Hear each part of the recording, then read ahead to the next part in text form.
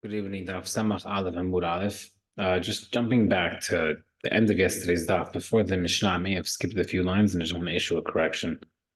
We mentioned Hakim David didn't accept the psak. There's two reasons given. The first reason was given because Betin had put themselves in danger by learning that Torah, and David quoted Shemuel that said that whoever is Moser Nefesh for himself in a way that puts his life in danger in order to learn Torah, that Torah that you learn, you don't quote him. You don't give him the credit because they did something that they shouldn't have done by putting themselves in danger. The second answer we gave was he didn't give any specific name, but he just said Stam in the Gemara that the rabbi said versus actually giving a name. Okay, continuing in today's daf. Mishnah mentioned that if the fire crosses a wall 4 amot high, you are patur. The Hatanya, the Brita says, Abrad gader shehu gavo 4 amot hayav. If it crosses a wall 4 amot high, you're hayav. Stira. Our Mishnah is referring to the case you're patur when it went from higher to lower. 6 amot patur. If the wall is 6 amot, the owner of the fire is patur. 5 ma'ot patur, 5 amot is patur. Ad 4 amot patur. Right, so it's going 7, 8, 9, 7, 6, 5, etc. So until 4 amot is patur, Tana, right, and therefore it's going without including 4. Tana the Braita is going vice versa, going from low to high. 2 amot chayav to your chayav, 3 amot chayav, you're chayav by 3. Ad 4 amot chayav, you're chayav until it reaches 4. Right, there's a concept.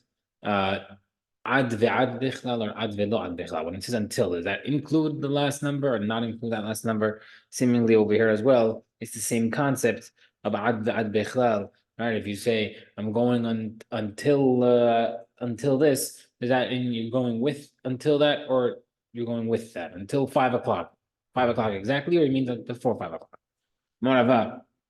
When I mentioned that 4 amot patur, afilu bezdeh kotzim, even when it crosses over a field of thorns. What does that mean?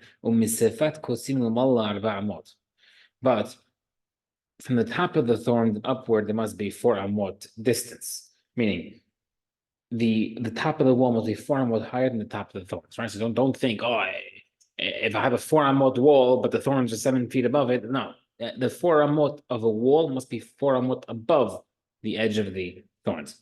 Marav, the owner of the fire is patur, except in the case in the rising fire, right? If it goes straight up, even in the case of bent fire, right? It's getting sent by the wind. You're always chayav, even if it's 100 amot. Shmuel Mishnah is referring to your patur when it's bent. In the case of a rising fire, even if the fire barrier is nothing, you're patur. When did we say that you are patur? Yes, if you have a public road, you're patur. It's referring to a fire going straight up. But in the case of a bent fire, fire is burning with wood and wind. You're always chayav because you were careless. If the fire passed a river or a water ditch or like you'll see right now, then that's at least 8 amot wide, you're patur. Derech Rabim, if it cross public. Man Tana, who's the Tana that Mishnah Maravama, the Tana, the Bezamer, 16 amot is like Rishut Rabim, and that would make you patur. O Nahar, passed by a river. Nahar Mamash is referring to an actual river, you'd be patur. Shumar, Arita de Dalae, even a ditch that was used for like irrigation, which is much smaller. Man Nahar Mamash, Apagad Lekamaya. The one who says in an actual river, even if there is no water in the river currently, you would be still patur because it's wide. Manda mar arita itan bemaya in idlet lemaya bemaya lo. And according to one who said a ditch, obviously is referring to a case where it has to be water inside. There's a deterrent for the fire. But if there's no water, then he'd agree you'd be chayav because it's small. These divide a fire, a field in regarding to pe'ah. Whether or not you'd be chayav with chayav in pe'ah, the corner of the field for people. Hanaha, a ravine like a valley. v'hashlulit, and ashlulit will explain now. V'derech yagil, a private road going through. V'derech haravim, a public road going through. All those divided field in regarding to hilchot pe'ah. Now the Gemara says, "My shlulit." Well, what's the shlulit? We had it twice. Ma'ariv Damar Shmuel, makom shemegish shamim shulin sham. It's a place where rainwater collects. Right? People have a place that they gather rainwater in. Biba Marmri Yochanan, Amat Hamayim, it's a channel of water, which sends out the shalal, which means booty or beracha, bounty, to the banks. You know, also like similar to like a irrigation system. According to the opinion holds that it's just a place where rainwater collects. So for sure, a channel of water, for sure, patur. But according to one, there's a channel, avakom bepatur, avamakom shemei shum shulim basham lamaskim sorry, this patur from Peh, right? But well, he would hold that only a channel is patur, but a place that the rainwater collects, the I don't know, they're just called bowls of land, meaning it's not substantial enough to consider be divided in the field. Okay, new Mishnah. Someone likes to fire its own property. Up to what distance can the fire pass? And so, well, how long are you chayav? We look at him as if he's in the middle of the bed core. That is half a bed core, right? So middle of bed core means half a bed core away. That's how much wiggle room he has to be patur if it touches someone else's property. Riazer Omer, 16 amot b'kederech shabim, 16 amot. You have 16 amot leeway in your own property before it reaches public to be chayav. Rakia Omer, 50 amot, 50. Rabbi Shimon Omer, shalem mishalem av ered beira, you're always chayav, hakol if you had lekar, all depends on the fire, depending on the situation, which we'll explain now. Okay. Without Rabbi Shimon, she ordered the lekar. Rabbi Shimon doesn't hold about the distance. He doesn't have any opinion about the distance itself. It only depends on the fire. Well, it's not a Mishnah. A person should not set up an oven in his own house. Unless there's 4 amot above it, which is free because he may set fire to his ceiling. If he had an oven in his attic, he has to make sure that below it he has plaster 3 tvachim thick, otherwise you'll burn the beams underneath you. Regarding to a stove in like a upper land, like not such a bigger oven compared to tanur. Tefach, only 1 tefach. But if it's still damaged, you still have. These measurements don't make a difference. If you did the minimum, you'd be patur. So we see over there regarding fire, Rabbi Shimon does say there's a difference in distance. So over here he doesn't say. When he said that it depends on the fire, he's referring to the height of the fire, and therefore he does agree. Amarav says, they also agree. New Mishnah. Someone let a stack of grain on fire. And they had the kelim inside, and it was burned inside. Rabbi says, pay for it inside. Like mentioned earlier, Rabbi does not say you're patur for hidden items. Say, you only pay for the wheat or the barley. Now we have a case I mentioned a long time ago, almost a month ago. There was a goat attached, tied to the stack. The Eved Samuchon, the Eved was near it, meaning the Eved was mobile. He could have walked away. They all got burnt. You're chayav to pay for the goat and for the hay, because they couldn't escape, obviously. And the Eved, you're patur because he should have walked away. And then if the slave was tied to the stack, and the goat was nearby, then it's not famo, and even the goat got burnt with everything else. Patur from money because you're hayav mita for the death of the Eved who was tied up. Umodim hachamim, and hachamim would agree that it to the Yehuda. The madlika de in the case of someone lighting a large tower, he pays everything inside, right? Even though it's hidden, quote unquote. Because people put things in houses.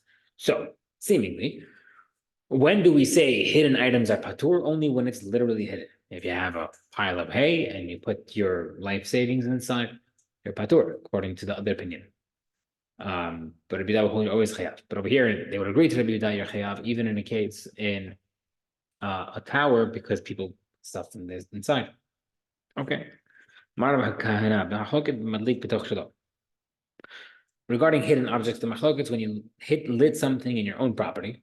Now, the went out then burned someone else's property. In that case, Rabbi Dan says you're chayav for hidden items. Rabbanan Patre, Rabbanan says you're patur. Of if you lit it in your friend's property, if you lit your friend's property and he was hiding something there, you're definitely patur. That's the case that Hachamim would agree that if you lit it in the other guy's property, you're chayav. At the Tanya Sefer, the second part of the Mishnah, it said, in the case where you lit the tower, you pay for what you burnt. Why did it mention specifically the tower? If they agree in the case of other person's property, they should have specified it. Well, how? When do we say you're chayav? Sorry, when are you patur? When you live in your own property, and burnt someone else's property. But if you live in someone else's property, and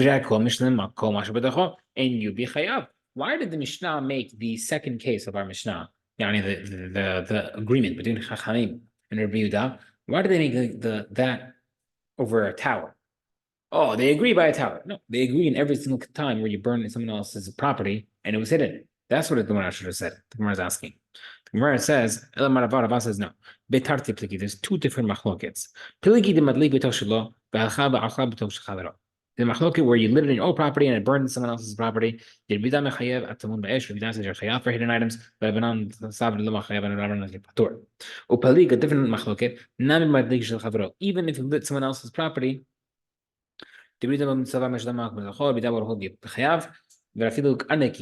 a purse, right? So let's say you lit your friend's tree house on fire, and it happened to be he had a safe there and it burnt. So it's not usually there, but you're still chayav. Rabbanan Savri, kelim shedarkan la'atmin gadish, kegon morigin nuklei bakar, hud mishlen. Right? Rabbanan will say you're chayav only on things that are normally there. So if you burnt your friend's outdoor storage, then like Stanley has, then you are chayav for the tools and stuff. However, kelim she'endar kanadmin do these things that are not normally hidden in a haystack. So if you put the guy put a safe in the outdoor storage, they're patur. Someone set fire to a stack of grain and it went outside and it burns other stuff. Rabbi Dan says, for everything. Only for wheat or barley. The location of the utensils,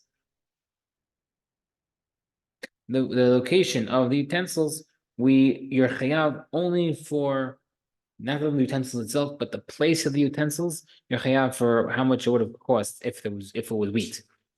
But when do we say you're patur for the actual stuff? When you lit your own property and it burned someone else's property. But if you set your fire in your own property, everybody agrees you pay for what was inside. Rabbi Yehuda would agree with Chachamim. In the case where you lent space for your friend to pile up his grain, and he put his grain, but he hid something inside. You only pay for the grain because you had no idea. Let's say the owner of the grain was given permission to pile up wheat, but he used it to pile up barley instead. Or vice versa. He was given permission to pile barley, but he used wheat. He piled up wheat, but he covered the wheat with barley. If he piled the barley, but he covered it with wheat. All these four cases, he basically wasn't exactly clear what he was doing. You only pay the value of barley. Only that you only pay the value of barley because the owner was not aware. Similarly, Amar Rabba says, if someone gave a dinar of gold to a woman to watch it, the Amar told her, he says, be careful with this coin, it's a silver coin. Obviously, it was hidden. So he downgraded the severity of it. His ikato, if she damaged it, he burnt it or threw it into the sea, you paid dinar zahav, because he could say to her,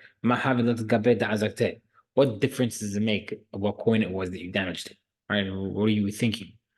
Pash'abo, but if she was negligence, right? If we got stolen right under her nose, Mishlemet shel kesef, she should only pay the kesef, silver coin. Why? The amra le, because she could tell him, natirutat bikaspa kabi alay. I accepted to watch it as for silver. Right? It was only, I thought it was only $50 coin. And if I wasn't too careful with it. Nitirat the dahaba lo kabi alay. I didn't watch it like I was watching safekeeping of gold. I didn't know the $4,000 coin. I thought it was silver. It was a little thing. I didn't pay too much attention to it, and therefore she'd only be chayav in silver because that's what she was told. But I'm talking about men by men.